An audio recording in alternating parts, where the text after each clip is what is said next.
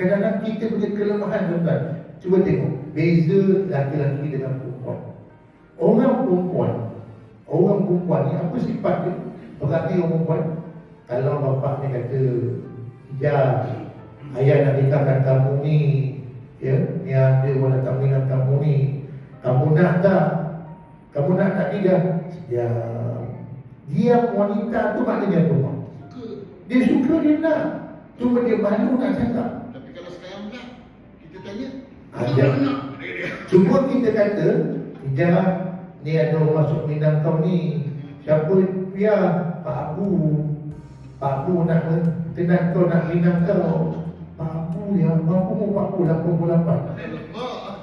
Ayah ni dalam pedoman. Ayah nak kahwinkan tiga dengan Pak Abu. Nampak dia bersuara. Saya nak terangkan orang perempuan di secara lazim lah. Dia wanita ni, tanda dia setuju. Dia bersuara, tanda dia tak setuju. Dia tak nak.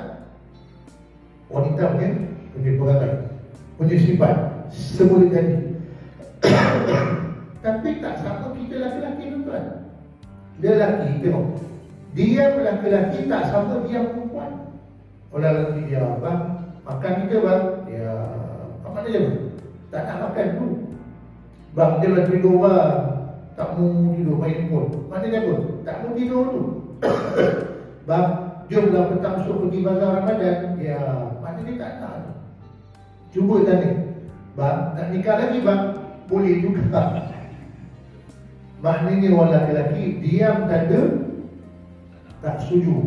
Dia bersuara tanda dia setuju. Tu beza laki-laki dengan perempuan.